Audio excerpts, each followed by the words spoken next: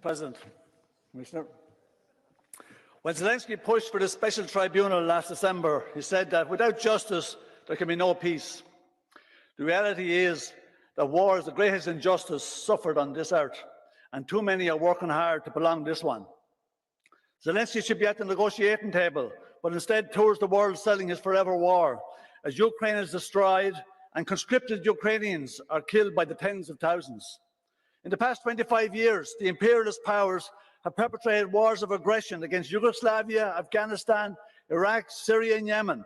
They've killed millions of people and displaced millions more, dropped toxic munitions, and committed countless war crimes. NATO members have never faced justice for these crimes. Of course, Russia should also be held to account for any crimes it commits, but the list is long. If we actually care about justice, we must stop the antagonism and hypocrisy and get down to the real work of peacemaking. President. What's poppin'? My friends, my family, we are back. We are back once again. That's the powerful Mick Wallace. Speaking truth as always. Speaking truth as always. Welcome to RBN Evening Live. Nick at Night, episode 2. We have our great friend Zoya. She's back with us. Have my friend Andrew, who is making his first RBN appearance today. We had a lot of great conversations on calling. Very, very smart guy. So I'm very excited to have Andrew on the show for the first time. Nick and Nights is going to be a chill, kind of like foreign policy, class war, hour, 9-minute conversation. I'm going to bring some friends on. You guys know Zoya. She's a great friend of ours. She was on last week. She's going to be a staple. She's the powerful staple of RBN, holding everything together. Zoya is love. Zoya is life. How you doing, my friend? Hi, Nick. So happy to be able to join you again. Hi, everybody in the chat and tuning in. I'm so looking forward to taking apart the mainstream propaganda and giving you guys the real stories. Yeah, well said. Zoya always sends me a ton of great Russia-Ukraine receipts. Can't thank her enough. Can't thank her enough. Mick Wallace, very powerful speech in the beginning there. Savvy is going to have Claire Daly on tomorrow, I think at 11 Eastern time. That's crazy, son. I'm so jealous of Savvy. I love Savvy.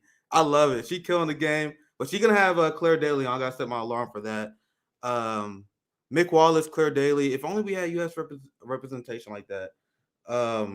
Tomorrow is going to be a exciting day, I guess, because we're going to have Claire Daly on in the morning with Savvy. And then Marianne Williamson is joining me and Savvy at 3 p.m. Eastern time. And I'm going to be honest with you guys, not really looking forward to it.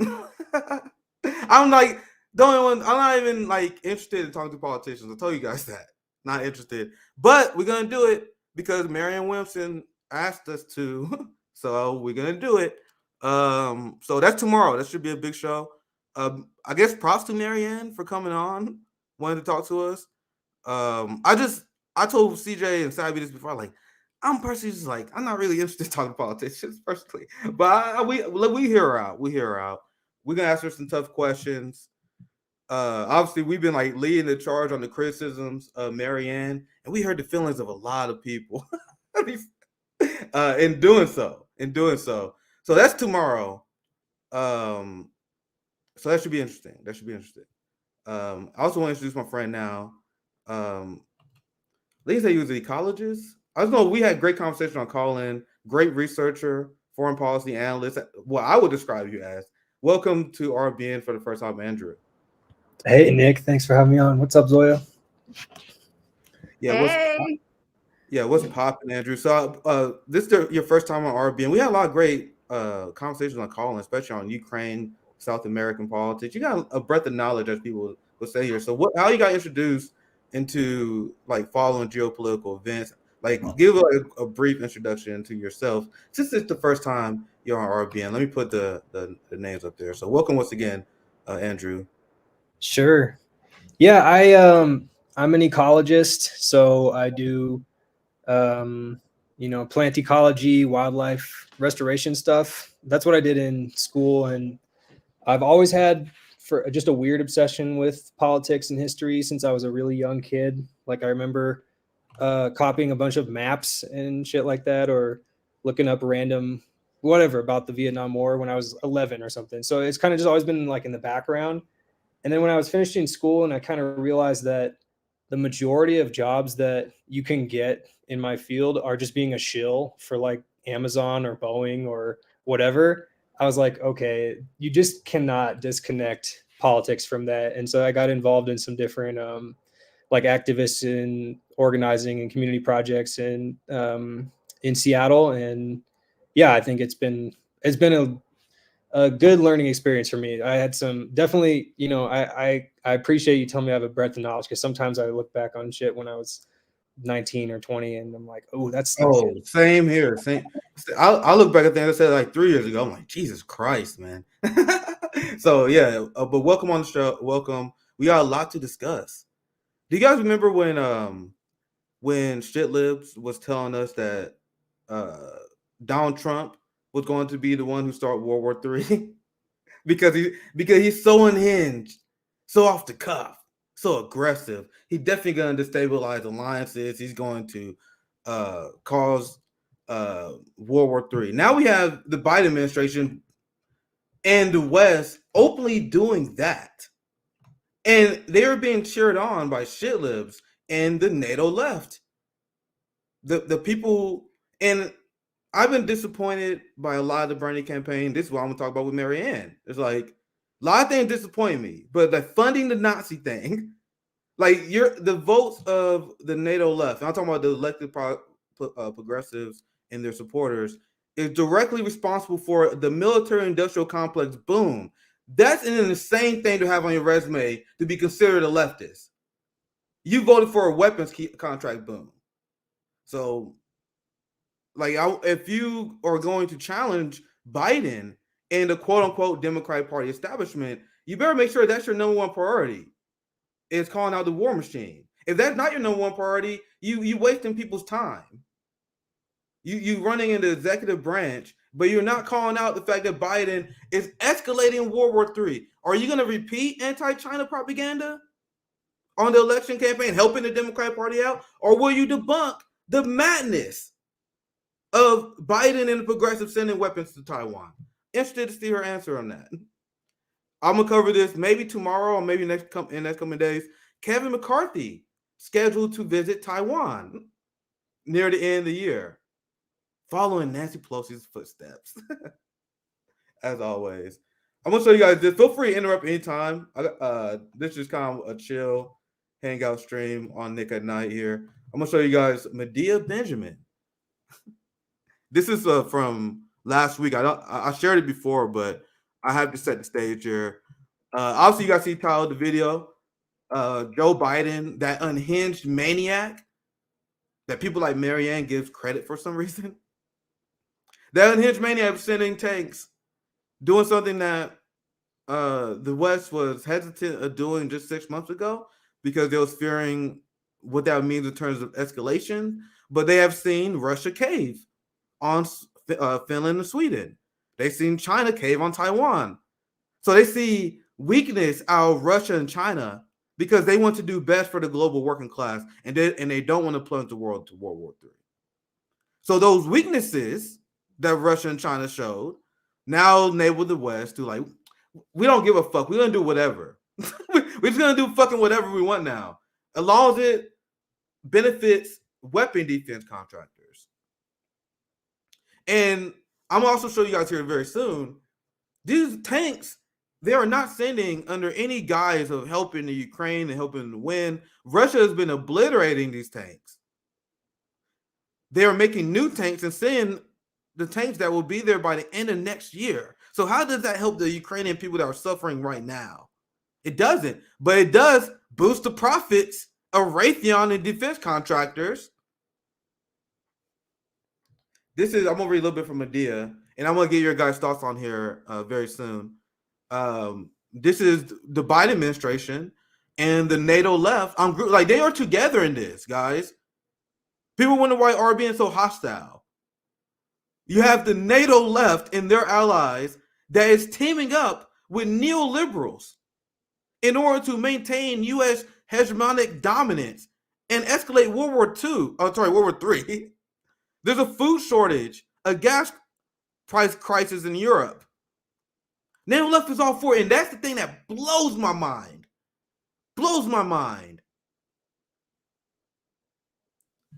Not the anti-war activist. Medea called out. She just had a great anti-war video. I know Jimmy covered it. I think we played a video. Savvy played a video of her calling out the war. So I want the NATO left and the people who think they're anti-war. That was like, oh well, we just oppose Russian imperial aggression. I want you guys to look at this headline. Look at them sending tanks. Look at the messaging that's coming from the West. We have Germany admitting they're going to war. And then you tell me that this is a defensive war. You guys are offensive goons of NATO. Offensive goons. Here it is. You have the U.S. warming up to the prospect of helping Ukraine target Crimea. And this is the headline. Biden said, today I announced that the United States will send 31 Abrams tanks to Ukraine, evidence of our enduring and unflagging commitment to Ukraine and our confidence in the skill of the Ukrainian forces. As I told President Zelensky, we're with Ukraine for as long as it takes. So as many Ukrainians have to die as possible, if the world economy gets destabilized, the nuclear death clock is at its worst, which I'm going to show you guys here very soon. It doesn't really matter. We're here to make money for the weapon defense contractors. There's our friend Zankis. People know I don't know if people are getting the significance of the U.S. and Germany sending tanks to Ukraine. The ghouls are pushing us towards World War III. And I've seen the NATO left when I'm just curious and seeing how they defend their position. They will say the RBN left, the left that cares about calling out and warning people of nuclear war. They're saying we're being dramatic. We were being drama queens. That is their general reaction. Whenever Claire Daly, whenever RBN, whenever we call out Bernie Sanders and AOC for being complicit in starting and escalating World War III.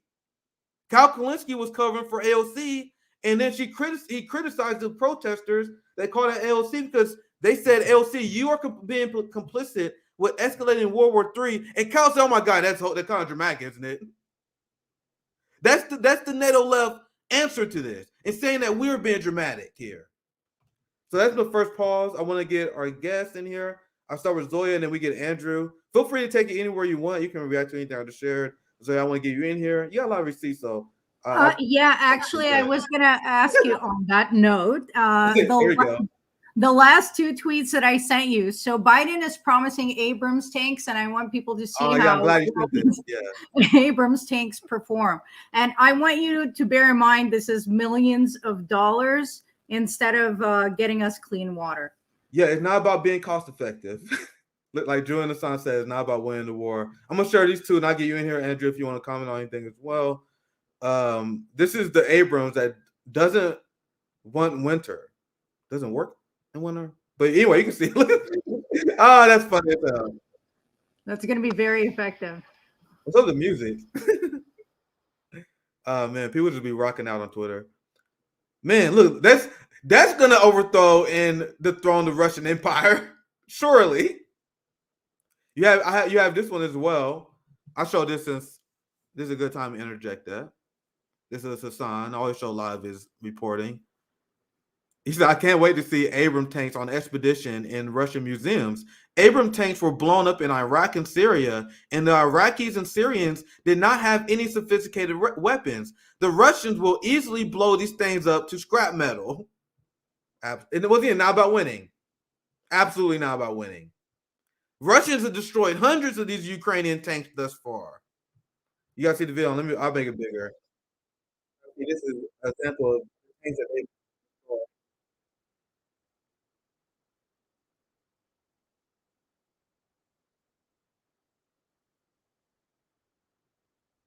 But those are right down in Boeing, I'll get that sweet cash though. Yeah, I was saying those are explosions of peace, guys. We must keep funding them. Andrew, you have anything you want to chime in on before I move on? Yeah, I thought maybe, I don't know, there's probably a few good places we could talk about this, but I'll bring it up now. The Polish and the Lithuanian governments have been really pushing for tanks, but primarily from Germany. They want more of these, I think they're called Leopard tanks. Poland already has a pretty substantial number of them in their military arsenal, thanks to previous NATO agreements. Yeah, that's one of them.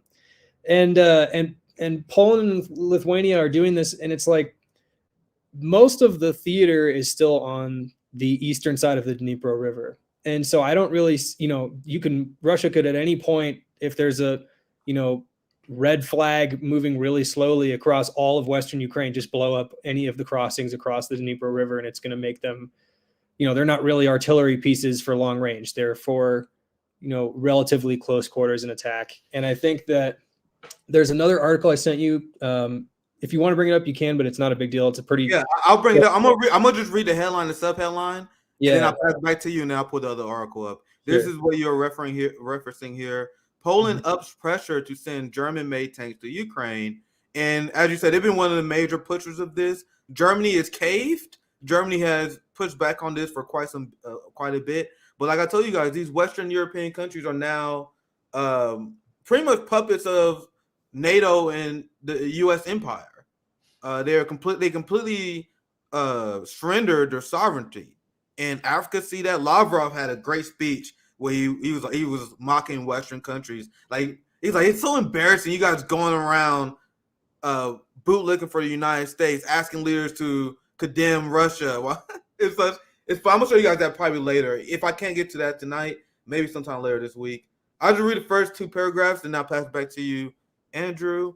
Poland has reiterated that it is ready to send tanks to Ukraine without Germany's consent, as pressure builds on Berlin to supply the heavy weapons to Kyiv. And I'm going to show you guys update stories like Germany is caving to this.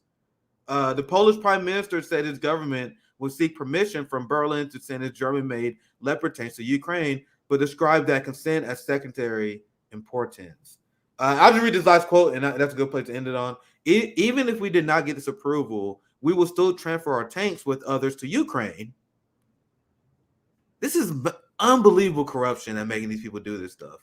He added, the conditions for us at the moment is to build at least a small coalition of countries. So I'm gonna pull the other article, but you want to take it from there? Anything you want to add, Andrew?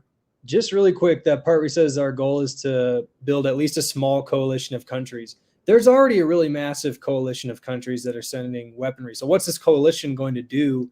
There was an admission from Radoslav Sikorski. He was previously the prime minister of Poland. I think he was also the speaker of their parliament. Oh, I could be wrong about that, but he's still a very significant figure in Polish politics. And he just, in an interview, there it is. Let me know if this is the oh shit. Hold on, go ahead. Let me know if this is the right one when I pull it up. Go ahead. Sorry. Yeah. No worries. He just gave an interview with this Polish radio station 2 or 3 days ago, and he was saying that he was asked, did Poland consider, or is it considering, partitioning part of Western Ukraine, basically under like a non-NATO mission? Poland, under this circumstance, would go into Western Ukraine, set up like a peacekeeping force integrated with Ukrainian, and if they are building a small coalition of other nations, I would assume that Lithuania is on board as well, because A, they're close enough to do it, and B, they've also been very vocal about getting these German tanks. And Radek Sikorski was like, yeah, we considered it in the first 10 days of the war. We didn't know how anything was going to turn out, and we thought maybe the Ukrainian government was going to collapse. And then right afterwards, the current prime minister of Poland was like, yo, shut the fuck up. We did not say that. Take it back. But Radek Sikorski, if people don't remember, he was also that guy who tweeted right after the Nord Stream pipeline blew up. He posted the video of the bubbles of methane coming up out of the ocean, was like, thanks, USA. So that's the guy? That's the guy. Yeah. Ah, that's funny. Oh, that explains everything. I was skimming this article, and I want to pass it back to you so you can continue your thought. But I was like, man, this is wild, man. The people just saying this stuff. But continue, Andrew. Yeah, I'll read the headline. I'll read the headline and sub-headline, and I'll read the first paragraph or two, and then I'll pass it back to you, Andrew, and you continue. He said partitioning Ukraine was an option earlier in the war. Former Polish FM said, Polish Prime Minister. How you say? Do you not pronounce his name? I don't know how to pronounce it, to be 100% real with you guys. former, I don't butcher it either. Yeah, former Polish Foreign Minister Radoslaw Sikorski. Radoslaw Sikorski. Yeah, I was like, Zoe, help us here. You should know, right? But anyway, announced that during the early days of the war, Warsaw considered partitioning Ukraine. I think there was a moment of hesitation in the first 10 days of the war when we all did not know how it would go, and perhaps Ukraine would collapse. Sikorski said on Jet Radio when asked if he believed that the government of the PIS, the Poland's ruling party, Law and Justice, at some point thought about partition. Oh, Jesus Christ, look at this. He said, if it not for the heroism of Zelensky and the help of the West, it could have been different. Wow. They say his wars will be feuded by I think that's the current Polish Prime Minister, I'm assuming. Yeah. But anyway, you have anything you want to add to this? And I'll pass it to Zoya, and we got some more things we can cover as well. Well, yeah, I'll keep it pretty quick because I'm sure Zoya probably has volumes more than I do. But we vibing. My understanding is the Poles have been pretty aggressive with Germany as well. They've been demanding $1.3 trillion of reparations for World War II, both for the invasion and I could be mistaken, but also over this sort of still sore spot over this territory that was contested at the end of World War II. And I think that they've mostly just been using that as leverage to get the tanks. But there's a lot of history with Poland in this region of Ukraine, both from just the period directly before World War II when parts of Galicia and other parts of Western Ukraine were Polish, but even earlier than that, the Polish-Lithuanian Commonwealth. And so if they want, they could be constructing a similar narrative about, well, this part of Ukraine, it's Polish-Lithuanian Commonwealth history. We can't allow the Russians to totally destroy the Ukrainian nation. They already even have I believe Ukraine has it where any Pole can immediately get Ukrainian dual citizenship. I don't know if the Poles have it the other way around, but it's over this same set of historical periods where the territory has just changed hands over the years. And I could see this as an attempt to stop the bleeding, because it seems like this Russian mobilization of the several hundred thousand or a few 100,000 new troops has really been kind of annihilating, slowly grinding down the Eastern Front. And also people, I'm sure, have heard about the sort of ammunition deficiency that Ukraine has. Even with all of the aid, the Russian manufacturing base has been able to, just make an unspeakable amount of ammunition to the point where it's 2-3 times the amount of ammunition the Russians have on a daily basis. So I think it's possible the Poles would do this with or without NATO, full NATO consent. And they would think, well, maybe that would spook Russia because it's not under a NATO mandate, but it could possibly still trigger Article 5 if they attack. And it's also under a pretty nationalist Polish government. Would be pretty nice to have. What's up, Derek? Pretty nice to have some of these parts of Galicia and former Polish territories back for a good domestic popularity boost among the hard right. Yeah, well said, Andrew. I'm gonna pull up a super chat from our great friend Jay. Our man Jay is too powerful. I'm gonna put him up. Our friend Andrew up there. Thank you for the 1999, Jay. Russia has a strict no first strike policy, and this is what all the corporate media has been constantly lying about, including NATO left media, where you see Kyle Kalinske breaking points. And I'm sure I don't watch TLT, but I'm sure they have repeated the same thing where they said Putin threatened nuclear strike options. I'm sure they have said the same thing. It's a lie. It's a lie. But I'll continue to super chat. The U.S. conducted war crimes intentionally close to Russians. Russia never did that to us. U.S. pulled out 2 anti-nuclear proliferation treaties with Russia. The West is an aggressor to anyone who is not brainwashed by Western chauvinistic propaganda, and that is why the West has completely lost Africa. I don't know if we had time to do a story today. If we don't, I'll definitely probably cover it tomorrow. but Africa met with Lavrov and they had a great meeting and they explained their military lines. They're done. And the West was melting down over it. And I'll show you guys the India state media, because India is upset with the West constantly pressuring them to drop Russian gas.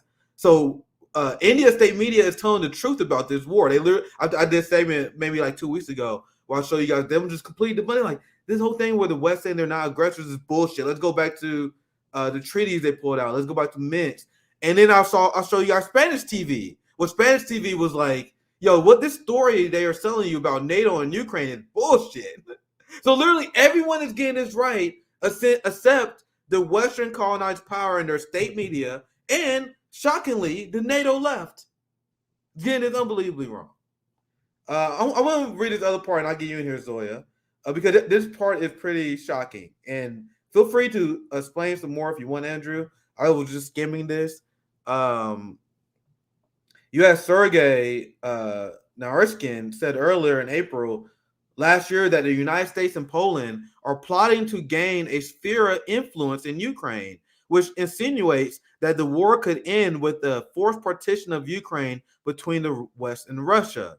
And he cited unpublished intelligence, he says, showed that the U.S., Poland, and NATO allies were plotting to restore Polish control over western parts of Ukraine. Wow. And this is why this is why Poland is pushing for tanks, right? I'm sure that's connected. This is a great article. This is a great article. But anyway, I'll pass to Zoya. I got a few more things I want to share with you guys. Zoya, anything else you want to add? I'm gonna go over a few of the tanks that they've seen. Anything else you want to add? If you can put up the screenshot I just DM'd you. This shows a number of tanks that they have available in Europe and in Russia. And that tweet actually. Oh, Jesus Christ. Yeah. So, but that tweet goes along with this visual, right? So when they're talking about sending 40 tanks, 50 tanks, Russia has 12,420 tanks. When I say that this is a superpower and Ukraine lost this war the moment that it started, this is just, This NATO. is why it's so dumb that people say that Russia's losing. People think that Ukraine can win. So absurd. I'm glad that you sent this, Zoya, because I was going to show this as well. Look, these numbers. Obviously, this is a win for the military-industrial complex. That's why they're doing this, because it's not about protecting Ukrainians at all. At all. Not about winning the war at all. It's about prolonging it, about making money for the weapon defense contractors. So they're going to make these tanks, and they're going to give a payday to them, and they're going to sell to the American people that this nonsense can overthrow Crimea, defeat Russia. It's unbelievably sick. Unbelievably sick. Here's another one from Hassan. The Russians have annihilated thousands of Ukrainian tanks and armored vehicles since the start of the conflict. 100 tanks will not magically make Ukrainians capable of doing anything more. I would love to hear the progressives who support this answer to that. Here's The Guardian. Sending tanks to Ukraine makes one thing clear. This is now a Western war against Russia. And I'll share Aaron Mate's response. He says, periodic shout out to our media Russiagate dupes. You know, the same people who push in Russiagate are also the same people who are members of the NATO left. Also notice it was the same people who advocated vote for Joe Biden. Same people who advocate for mandates. Like, it's like a complete circle of the same people who constantly get shit wrong. They were the same people against forced to vote. Like, Russiagators. I wish there was like a scientific formula, but I bet there is. Like, Russiagators is like 3 times more likely to be against forced to vote, right? That's what it is. Nick, I sent you another screenshot that's interesting to analyze, and it shows out of the world's population countries that are neutral or supportive towards Russia and countries that are against, and then it shows their GDP. Okay, I'll pull that up right after I finish reading this tweet. That's interesting. I'll pull it up here soon. But anyway, I'll start from the beginning on Aaron's tweet. Periodic shout out to our media's Russiagate dupes. You not only failed to follow the facts, but repeatedly mocked and dismissed warnings that a political climate of deranged conspiracy theories and bellicose rhetoric around Russia was dangerous for the world. And here we are. Well said. Let me put a tweet up here. This is what you just sent, right? Here it is. Let me share the screen here. Zoya is love, Zoya is life, the queen of receipts. 2/3 of the world population live in countries that are neutral or Russia leaning regarding the war in Ukraine. This is a great graph. When this graph was made? This is unbelievable. Because this is exactly what we've been saying. The West, and especially if you watch Morning Joe, CNN, literally any corporate news coverage of this, where they say, actually, I might have to do this segment. I was debating on whether I was going to do it. This propaganda segment from Morning Joe, where they was like, Russia miscalculated. Russia and Putin now isolated themselves. China isolated themselves. Like, what they were saying is the exact opposite of reality. It's unbelievable. With a straight face, they would say Russia isolated themselves. As 2/3 of the world's population are neutral or Russia leaning. It doesn't matter it doesn't have to be true. It is ranked state TV. As Jimmy said, people have no idea how corrupt our government is, our media institutions are. That's why it blows my mind when I see left-leaning people repeat shit I literally would see on MSNBC doing Oppo research. I would do Oppo research, watching the Ukraine story. Then I'll turn around, CJ will show me a clip from some boutique leftists saying the same thing I heard on Morning Joe on this. The same people who are always anti-war until the new war propaganda starts have no questions about the lies they are being told about this war. But what was really interesting there is that it shows that the West, which is condemning Russia on that graph, the parts that condemn Russia control 61% of the global GDP. So it's these colonizers that have extracted the world's wealth. That's the NATO alliance. And they control most of the world's wealth, and that's what they're actually fighting for. All the other countries are neutral or favorable towards Russia, but have less wealth. Yeah. Anything else you want to add, Andrew? Go ahead.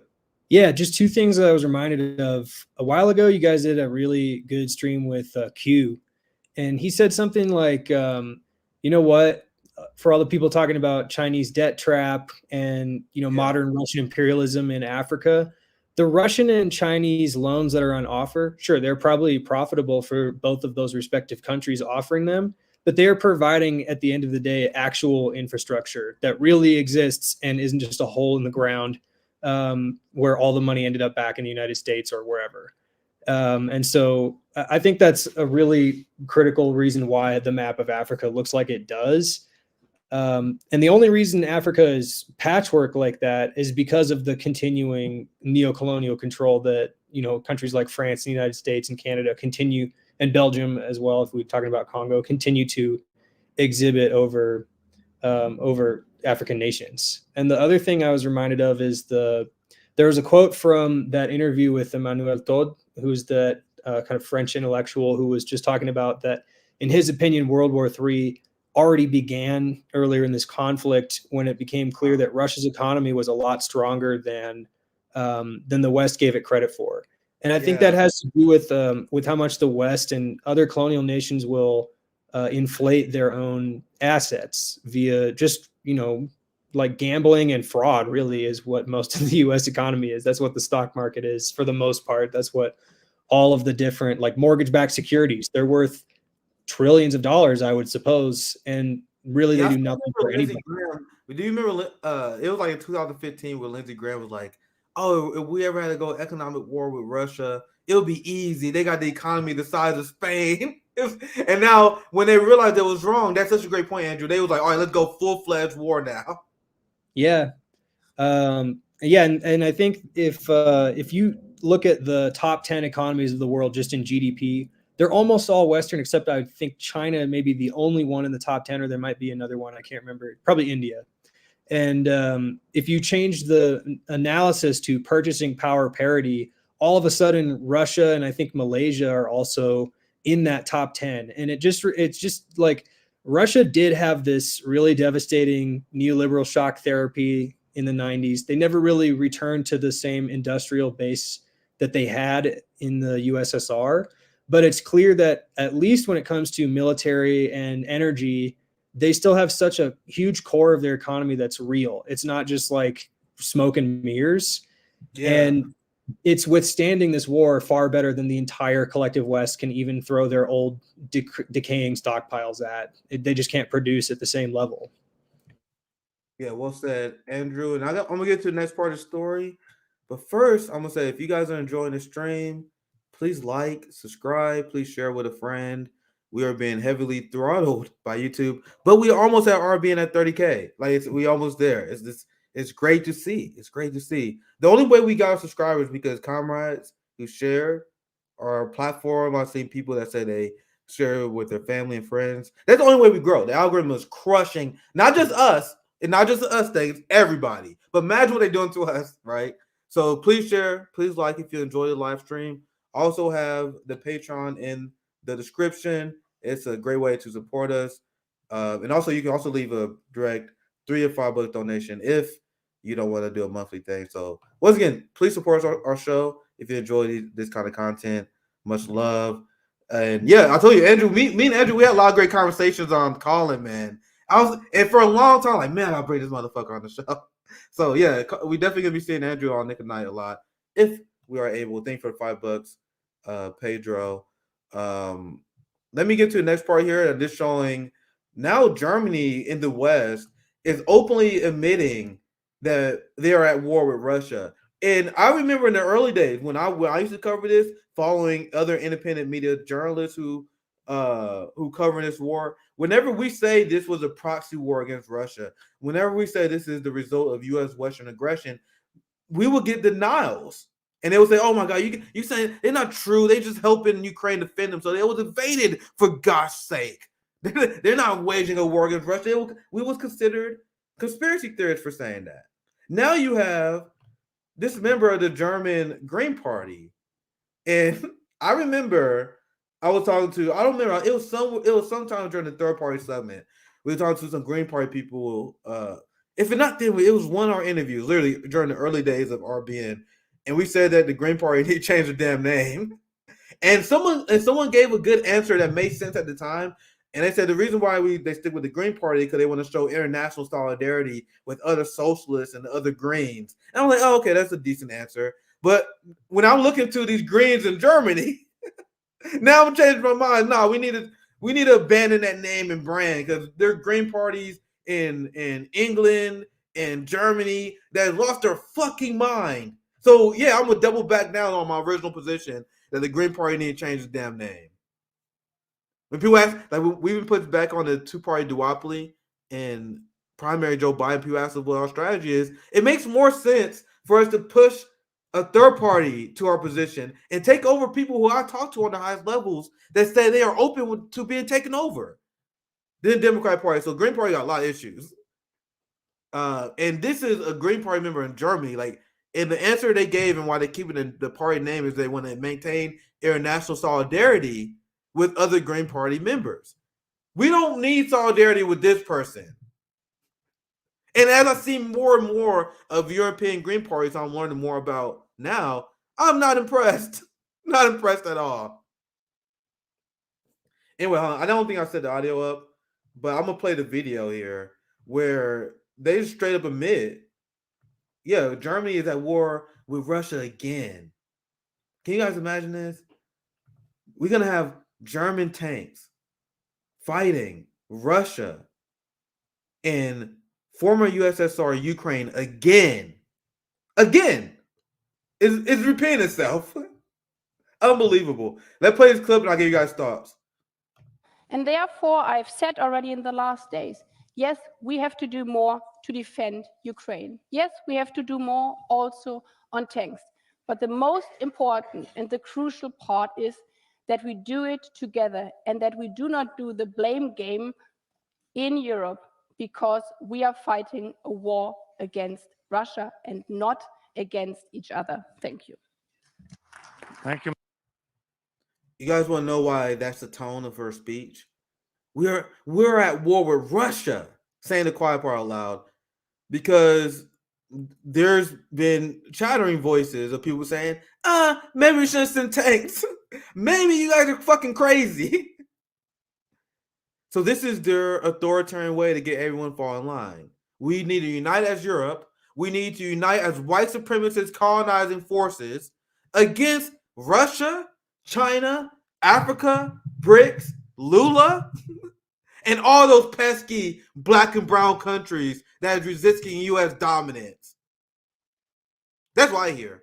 What do you guys hear? Zoya, Andrew? I'll start with Zoya first, and then we get to Andrew.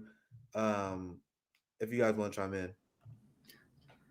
Yeah, I mean, we've heard so much of the quiet parts out loud. It's really surreal if you do the research and you follow the facts to exist in this reality where most people don't.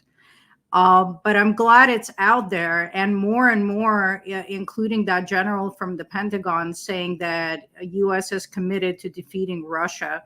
We already have confirmation of boots on the ground, soldiers going in, posing as aid workers. And they also just logistically have to have NATO/U.S. staff on the ground to help Ukrainians operate the sophisticated weaponry like the Patriot missiles and the Abrams tanks. So they already have boots on the ground. And Ukrainians are now literally kidnapping people off the streets and forcing them to go into what they call the meat grinder. And at this point, from what I hear from people living there on Russia side and Ukraine side, a lot of Ukraine has been denazified. A lot of Azov battalion has been destroyed. So now we're looking at people who want no part of this war, people who are either neutral or pro-Russia, being forced to go fight people that were their countrymen for nearly a century. It's just a very devastating situation, and it's incredible how many people are propagandized and are cheering on the murder of the proletariat, because rich men never fight these wars. What's that, Zoe? Anything you want to add, Andrew, before I move on to the next part of this story? Big agreement with Zoya. I think two things come to mind. One is, again, like this, she's the foreign minister of Germany, and she's taking this defensive stance, like, everybody stop beating up on Germany, because, like you said, people are saying, like, well, you didn't send tanks, Germany? We're sending Abrams tanks. That's going to help. Yeah. And then they can have, Germany to kick a little bit at the end of this. It just reminds me of the old slogan, which I think actually came from NATO staff, which is saying that NATO's purpose is to keep the Russians out, the Americans in, and Germans down. And that's still the exact same purpose since 1949.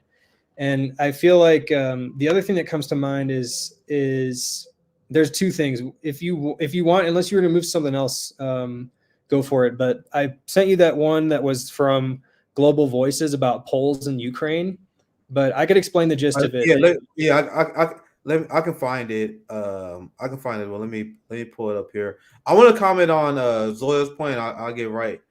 Because she makes a good point when, like, I reported on this months and months ago of all the high-level Azov commanders who have been killed in this conflict. And so people when saying Russia is losing, I keep asking, what metric are you using? They liberated areas in Donetsk and Luhansk and in eastern Ukraine that wanted to be liberated. They have denazified large areas of the region. They have isolated the West and formed allies that is going to resist U.S. imperialism. How has Russia lost? The biggest L Russia has taken is the death of men. As an anti-war person, the fact that Russia had people in the military that died is an L, like always. But unlike the United States, Russia has accomplished their geopolitical said goals. Said goals. If you want to say that Russia actually wanted to conquer all of Ukraine, okay. But their said goals are thus what I just said. Now think about this. In comparison, when has the United States ever accomplished their said agenda? The United States have lost every war in my lifetime, in the last 50 years. Their said goal in going to Afghanistan was to get rid of the Taliban. How's that going? Their goal on the war on terror launched in 2001 was to decrease terrorism. How is that going? Yo, they did free every single woman in Afghanistan though, so we got that one. So my point is, based on their standards, the United States and the West lost every war. They don't even achieve their said agenda. If you want to make the argument that Russia's lying, okay. But Russia, their said agenda, they are 100% accomplishing. The reason why the West say Russia is losing, because they make up their agenda. They say Russia having taken over Ukraine in 1 year, that means an L.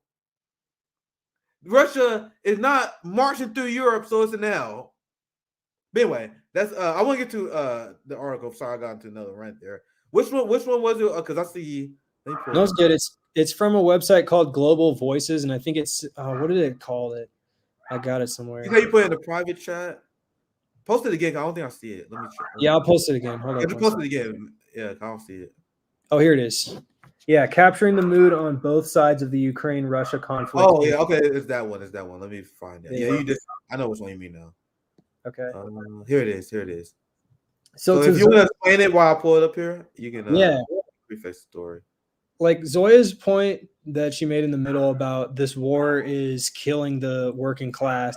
Globally, it is. I mean, there's a lot of stuff we can get into, but just in the realm of Russian and Ukrainian working people, I thought that this poll was really interesting. So we don't have to get too much into the meat of the text or the. We can play this video. We can play a video after this because Zoya, you sent me a video of this ethnic Russian describing how hard life is ever since the Azov thugs launched their attacks, and especially at the launch of this war. So I think those fit together well. This is a great piece here, capturing the mood on both sides of the Ukraine-Russian conflict. But go ahead, Andrew. You can continue. I know you were speaking on something. No worries. Just down a little bit until they show the graphs. They only published 3 questions. I don't know if they asked more when they were talking to people. So in the red is people who are inside the DNR or LNR controlled areas. And then the blue is in the government controlled areas. Do you trust the authorities to take care of their citizens? The majority or the largest opinion in both of these is neither trust or distrust, but a majority of people in the Ukrainian government controlled areas say no. So the red area is the area controlled by Russian. Am I getting that right? Yeah, the red areas are the very briefly independent republics where their administrations were in control. And this poll was published on February 17th, 2022. So like 4 or 5 days before the invasion happened and this whole conflict escalated. And then the go down to the second question. And the third question is the most important, but I thought it was interesting just to show the other two. The second one is the region or country heading in the right or wrong direction? Oh, okay. Look at this. This is interesting. So the countries that are independent, they are saying it's heading to the right direction, while the people in Ukraine government controlled area, they're saying mostly it's going to the wrong direction. That was saying, right? No. Yeah, the wrong direction percentage, almost 60 in the government controlled areas. That's the highest majority of any of the questions. But the third one I think is the most interesting because it explains why do these people think what they say in the first questions. The third question is, do you agree with this statement? It doesn't matter what country I live in. All I want is a good job and a good pension. High levels of agreement on both sides of the border. And that's such a great point. Go ahead. Yeah. I'll just make a really, really quick point because I want to hear both of you again.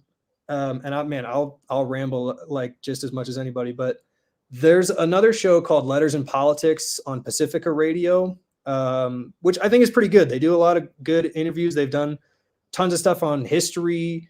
They've also done a lot of current ones on the war. And they had this guy who was from a Ukrainian socialist organization on at one point. But I did not really...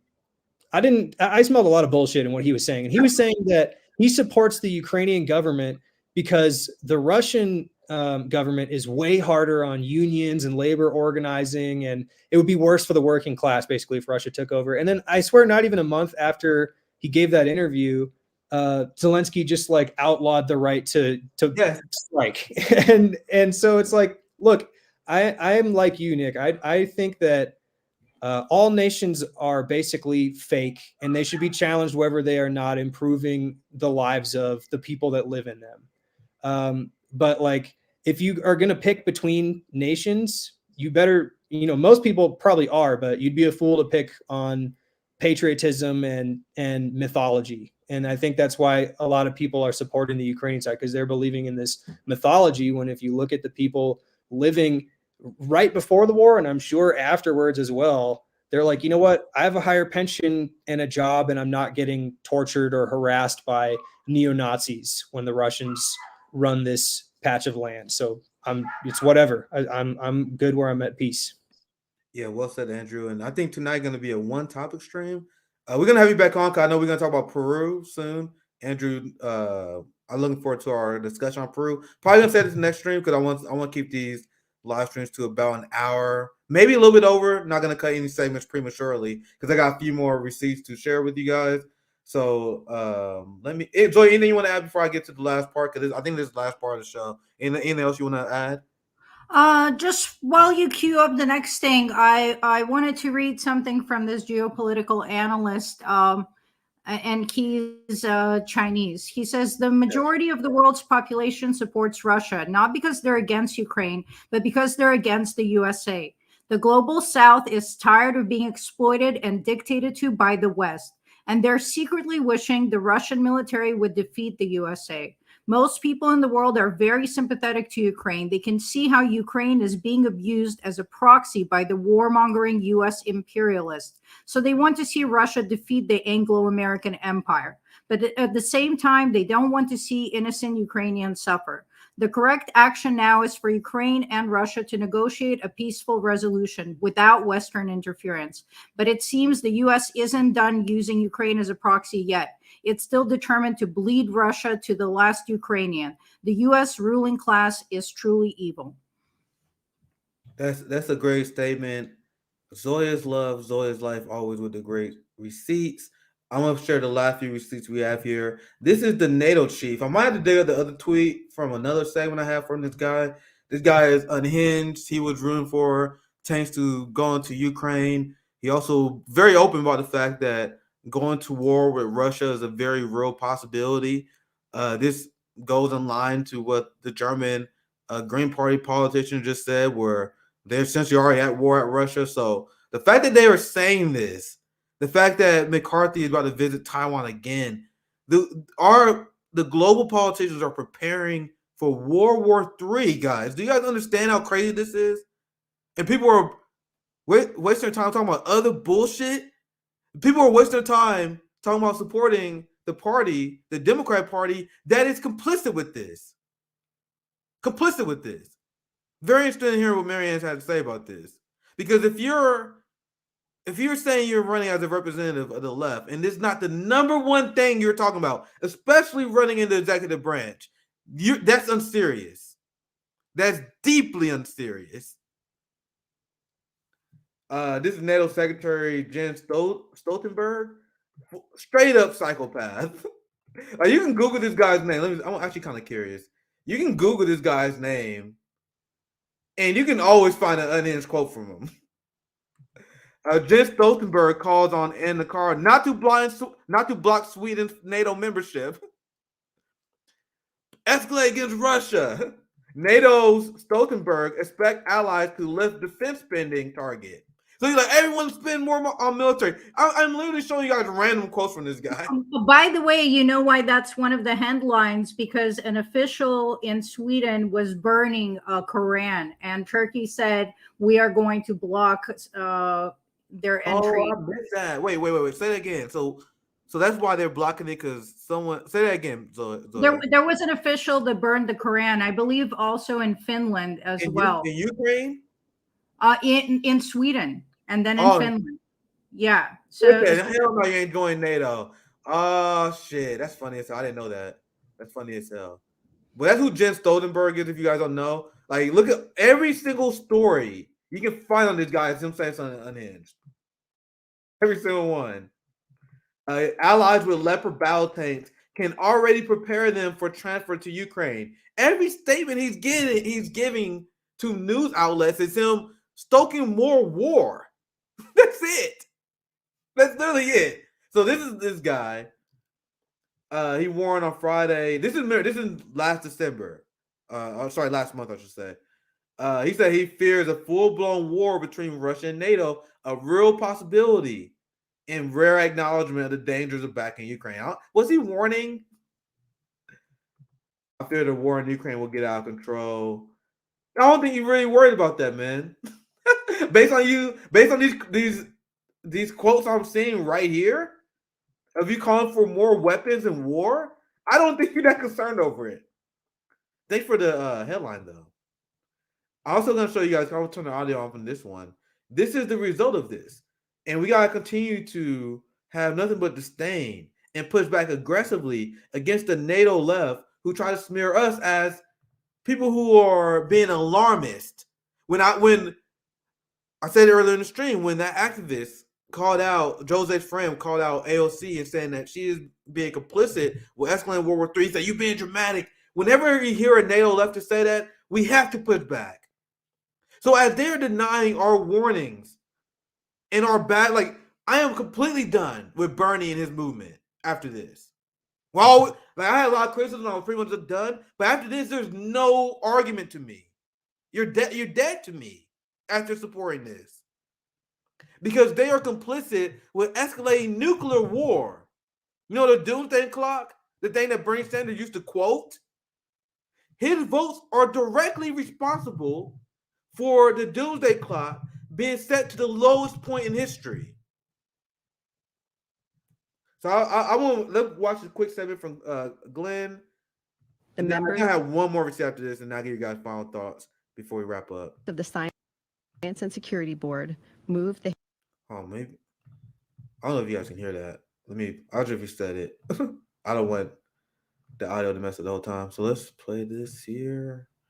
hands of the doomsday clock forward, largely, though not exclusively, because of the mounting dangers in the war in Ukraine. We moved the clock forward the closest it has ever been to midnight. It is now 90 seconds to midnight.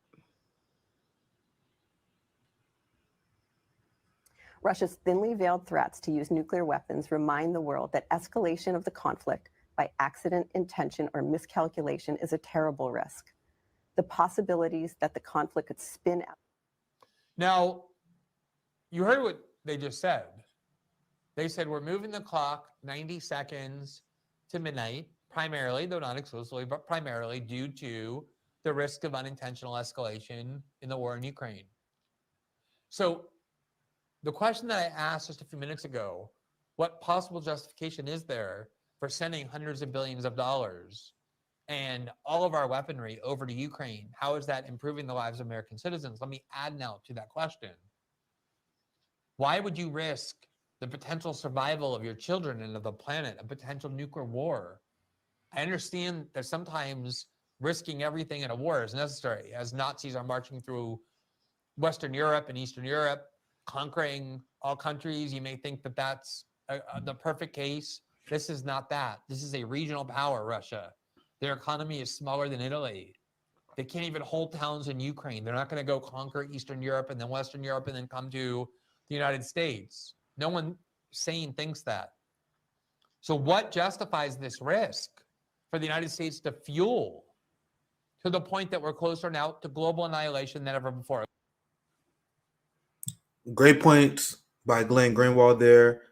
They explained yesterday the doomsday clock was set to its lowest point in history, largely due to mounting dangers in Ukraine. Yet we continue to escalate our involvement without debate, dissent, or discussion, flirting carelessly with nuclear disaster. Well said by Glenn. And this is the last thing I'm going to share, and I'm going to give you guys final thoughts and maybe read some chats that we missed. This is reported by Michael Tracy, where you had Zelensky literally saying the quiet part out loud. Like, this is beyond parody. Where he's saying, yeah, we got to fight this war. You know, he got his risky voice. It'd be good for business. Listen to this shit. They just say the quiet part out loud. And then as an anti-war activist, as leftists, we call this out. They say, you're being a Russian puppet. If we quote shit they say, they call us a Russian puppet. Let's listen to this. It is obvious that American business can become the locomotive that will once again push forward global economic growth. We have already managed to attract attention and have cooperation with such giants of the international financial and investment world as BlackRock, JP Morgan, and Goldman Sachs, such American brands as Such American brands. This is BlackRock, JP Morgan. You know, the lovable ones. You guys want to hear that again?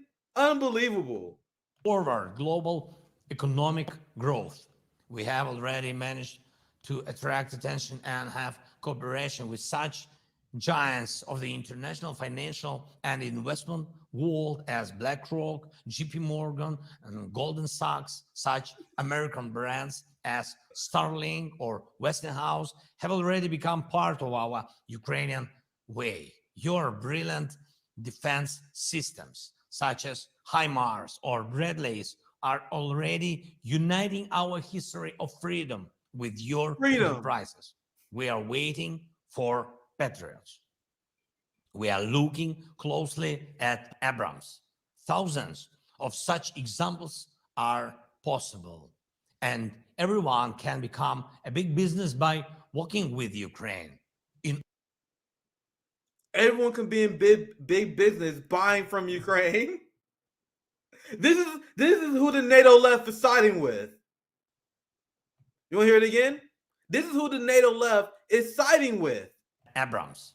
Thousands of such examples are possible, and everyone can become a big business by working with Ukraine in all sectors, from weapons and defense to construction, from communication. Weapons, defense, construction, not healthcare, not lifting people out of poverty, not feeding people, not housing people. Big business for war and rebuilding. He said construction because it's about rebuilding Ukraine. BlackRock already putting out contracts so they can benefit off of you rebuilding the country that they are responsible for, the ruling class is responsible for destroying. The same thing in Afghanistan and Iraq. We have BlackRock and these imperialist construction companies that profited off our war. That's why they support war. They just say this, and the entirety of the NATO left forgot about this. Listen to the final part here. Communication to agriculture, from transport to IT, from banks to medicine.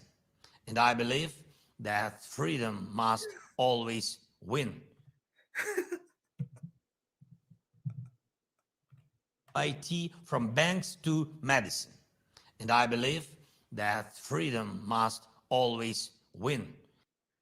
That's probably my favorite part of this whole video, because Zelensky knows how dumb many colonized minds Americans are. Where it doesn't matter what you say for 60 seconds. The first minute can be garbage, and if you just sprinkle some freedom at the end of it, spend billions for freedom. The redneck, hell yeah! That's why they say this, for the Western chauvinists, right at the end, for freedom. Said the guy who banned religion in the Orthodox Church. Said the person who banned opposition parties. Said the person who banned opposition media. Zelensky is a fascist. Do you guys understand who the NATO left and who the Democratic Party is supporting? They're supporting Zelensky, who is a fascist. And neo-Nazis in Ukraine, in the Ukrainian constitution, they literally talk about maintaining their bloodline, to the point where they wanted to purge ethnic Russians, Romanis, and Muslims in their community. That's what this is about. Anyway, I think that's a great way to end it. We got lots of the cover. Nick, actually, last time for you guys. Go ahead, Zoya. If it's possible, I just DM'd you another Zelensky video, and I think it's a great counter, because just to show who he is as a person. And I want to remind everybody, he's a lifelong Russian speaker. His Russian is better than mine. He was in comedy and television shows speaking perfect Russian for decades. Now, in this clip, he suddenly suffers Ukrainian amnesia and starts forgetting basic Russian words. And he's just on Ukrainian television playing up this act of how do you say that in Russian? How do you say that in Russian? It's the last DM. Let me pull it up. Sorry, I had a. Oh, Jesus Christ. I got so much stuff I had to do. Anyway, let's pull it up. Yeah, I ain't seen this tweet yet, so I'll read it out here. I'll start a super chat while I see it. I'll get to some super chats at the end too. We're nearing the end here. Let's pull this tweet up. Native Russian speaker Zelensky, who had to take lessons in Ukrainian language before his elections and had all his shows and production in Russian, pretends that he doesn't know certain Russian words for the media. Wow, dude, this dude really is an actor, huh? Big time. Докладывали. Знаете, How do you русское say in слово правильное. Russian? Я просто не знаю, як це сказати російському. Да, понимаете? Все, кто в полоні, це в плену, да, все, кто закордонні ділянки, як це? Участки, избирательные участки у нас відновлювати як буде? Восстанавливать. Только вторгнення почалось. Вторжение, только началось вторжение.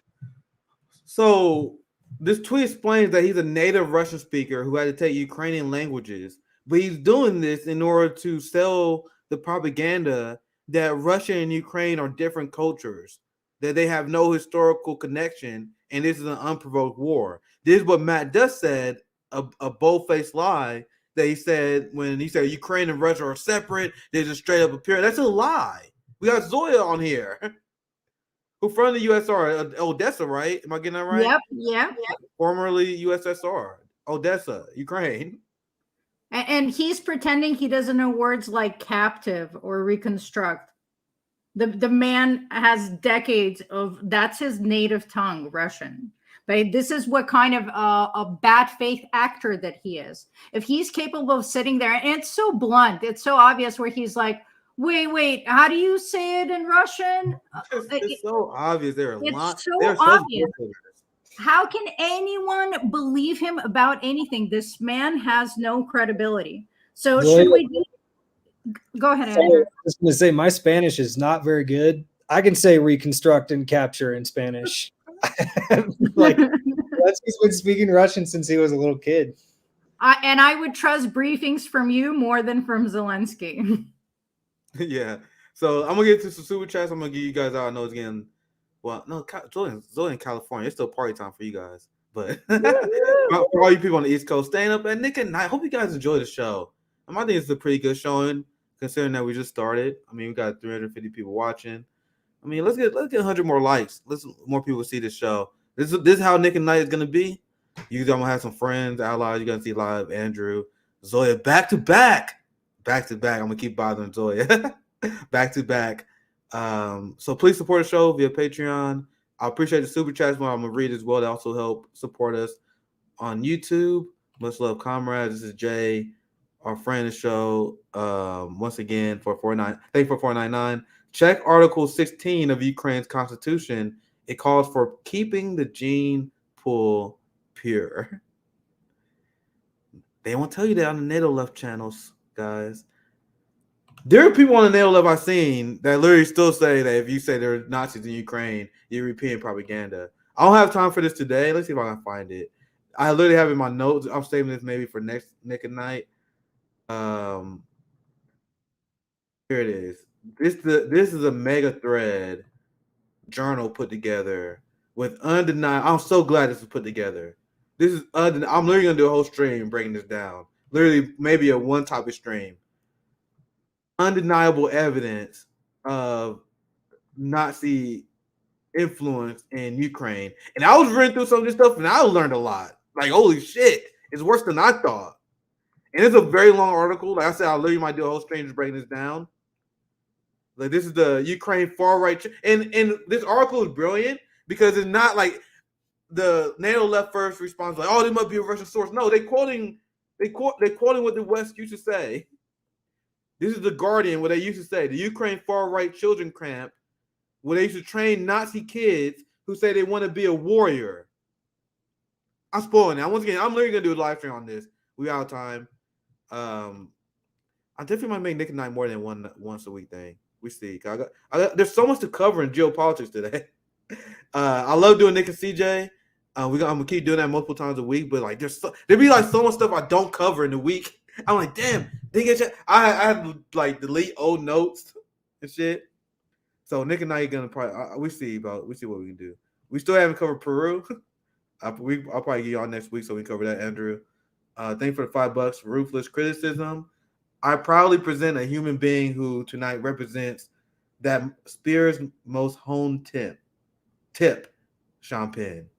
Thank you for the great super chat. This is a question for Diane Bullock. Thank you for $10. Question for Marianne. How do you expect to be taken seriously as a candidate for commander-in-chief if you barely even tweeted about the biggest geopolitical crisis of our lifetime? Exactly what I've been saying. I won't say for sure on Marianne, but I know for a fact, like when you listen to all the progressive, none of them call out U.S. aggression on China as well. In fact, we caught Rokana in 4K literally lying about China to appease the Democratic Party. So I think I got all the super chats. I'm gonna do a quick scan. I think I got everything else. Here you go. We got another one from Melissa. If I'm missing super chats, I'm not trying to diss you or anything. Thank you all for speaking truth to power. Shout out to Melissa. And my last call for you guys, please support Patreon in the description if you guys enjoy the show. Andrew, where can they find you? We definitely will bring you back. Great to have you on here. Any final thoughts? And then you can say where they can find you as well. Go ahead, Andrew. Sure. I will just say, I mean, there's so many more little comments I could make here and there, but I'll just say that I'm really grateful you brought me on. I think one of the reasons RBN needs to keep growing and why it's been like a big, I don't watch a ton of media, but maybe a little more than I should, but RBN's in there because you guys do local projects. It's kind of tempting to see, like, to feel that same type of, as somebody who knows a little bit of history and understands geopolitics just at a basic level, it's tempting to just go 100% on board with that feeling that the rest of the world has, which is like, you know what? I want the Russians to fucking win this one. I'm sick of the U.S. wrecking every country, opening us up for business via, basically putting us back into as close to slave labor as they can. And that's 100% something we need to be in solidarity with, learning from. I said early on, I can literally find my old tweet if I had more time, where I made a meme where I was like, I'm not rooting for Putin and Russia. I'm rooting against these motherfuckers. To your point, go ahead, Andrew. No, I'm just saying, like, we need to be doing, like, the fact that you guys are all on board with some type of tour for the poor, like Rome's always doing that. CJ's always got those people, keeping them housed in Watts and everything. And everybody else who is feeling like we are a very socially isolated country. And that's a big thing we have to repair and do. Yeah, build something else local. So when Rome comes to town, you guys can team up and you guys don't know what we want. Like, Americans are. Oh, sorry, you're making so many good points. I'll pass right back to you. But Americans are so isolated. RBN want to break that. Like, capitalism want to make us isolated. Americans are deeply lonely and competitive individuals. RBN, we literally gonna build community. We're gonna have chapters here. A1 involved. I'm gonna have an RBN Can't See chapter. If not for anything, but just to break the social isolation and to get us together so we can brainstorm ideas. And that's one of the big things. I know I'm going to hold I'll pass it back to you, Andrew. But a lot of people want this Marianne Williamson thing to happen. A lot of people want Bernie 2024 again. A big part of that is because they miss the companionship of the campaign. I know, because I was on the Bernie campaign. I remember, we literally was living in a house paid by the Bernie Sanders campaign in South Carolina. There was a bunch of us. It was a community. We met people. We were all together for the first time. A group of leftists is together with a single goal, and people miss that. People miss that. That's why they are literally being irrational when they say that we should do it again, because they want to canvass again with their friends. They want the Bernie community to be back again. Fuck that. Instead of doing that through the Bernie campaign, how about we come together to help each other out and give the same sense of companionship in the sense of us working together for the same goal that the Bernie campaign have, except the fact that we're not wasting fucking time. You understand? But sorry, Andrew, I know I cut you off. No, you're It's a good. good point. Let me continue. No, you're good. I'm just wrapping up by saying that I have like full confidence. I have much more confidence right now in the state of people's movements in the global South, in colonized countries, to succeed. Like we have more work to do than they do. They've already been putting in the work more than the U.S. has, and it's not to say we're doing nothing, but wanting the global South to defeat the U.S. empire totally on their own without us putting things together at home to dismantle the war machine and capitalism is just like, it's almost as irrational as wanting the Bernie Sanders campaign to win, even though you start to remember like, well, Bernie has voted for all these wars. He's done all this other shady stuff. Yeah. Same with Marianne. It's like nothing is going to drop into our lap, and we owe it to the people who are getting screwed even harder than Americans are by the U.S. system to help out a little. So I'll just end with that. I'm really grateful you brought me on. Bring me on whenever you want, dude. I'd be super down to talk more about the Ukrainian blowback. We wanted to talk about Peru today. We didn't get a chance to. So you guys will definitely be seeing a lot of Andrew. I'll see a lot of positive reaction. Also, Zoya's love, Zoya's life. May have to give you a week off eventually. Not anytime soon, though. Just playing. Well, I'm glad to have you back. Any final thoughts, Zoya? Yeah, one last screenshot that I just DM'd you. Zoya. That's fine. Let's do it. I gotta squeeze in as many as I can. I know. I don't even blame you because I didn't even get into like a tenth of the receipts that Zoya sent me, which I love because she keeps me informed. But we have a lot more to share, but I'm gonna try to be disciplined on these shows. So this is to bring it back to our Marxist analysis and anti-imperialism. I'll just read it. France has the fourth largest gold reserve of 2,436 tons without a single gold mine in France. Let that sink in. Mali, which was occupied by France, does not have any gold reserves in its banks, although it has 860 gold mines and produces 50 tons per year. How did France get all that gold? Oh, and that's to bring it back to that screenshot that we showed earlier, where it shows the GDP of these colonialist, imperialist countries, and they're the ones that oppose Russia. And Russia, and when it was Soviet Union, has been a great ally and supporter of liberation movements across the globe. And that is part of the reason they're one of the biggest threats to U.S. hegemony. And this war has shifted a lot in global perspective, currency, and how countries do trades. And right now, international law is the law of the billionaire elite. Their control of politics and public institutions has expanded massively in the last 30 years in many Western countries. And the US and EU really have no coherent military or even diplomatic strategy for Ukraine. So this just all reflects the failure of capitalism and its rapid decline. Why should have any nation tolerated years of sanctions, forceful encroachment in their sphere of influence, repeated betrayal from NATO, and an increasingly hostile military buildup at their border? Russia did what any other country would have done. Russia reacted the way America would have reacted if Russia proceeded to install weapons in Cuba. So we have to analyze this war fairly, putting into context everything that led up to it, remembering that Russia tried to join NATO and Russia wanted peace and prosperity, but NATO really forced this situation. And as we desperately watch billions of dollars being wasted on this war that doesn't have any hope, and the poor in our country, 140 million, be food insecure. I just want to revitalize everybody not to be hopeless, but to get involved and do what you can locally in your neighborhoods, whether it's big or small, but oppose imperialism, oppose capitalism, oppose colonialism, and help your friends and neighbors. Do what you can now and today and always, and one day we will topple this system. Zoya always with the powerful last words. Thank you for joining me. Zoya's love, Zoya's life, and also our friend Andrew. You guys see much more of them. Make sure you guys subscribe, share the stream, and Nick and Night is guaranteed will be live anywhere between 8-9 Central Wednesday night. This is the thing. I'm gonna look at some more time slots. I always try not to stream at the same time as my RBN comrades. Wednesday is a good one because Savvy is not live on Wednesday. That's why I pick Wednesday night. But I still got a lot of shit we didn't even talk about. So Marianne Williamson live with us tomorrow. Not really looking forward to it because I'm not interested to talk to politicians, but it should be good content.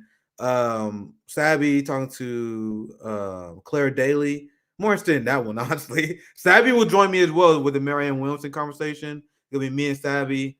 So that's at 3 p.m. Eastern time. So tomorrow should be a big day for RBN. Much love to our fam. Have a good one. Have a good one, y'all. Peace out.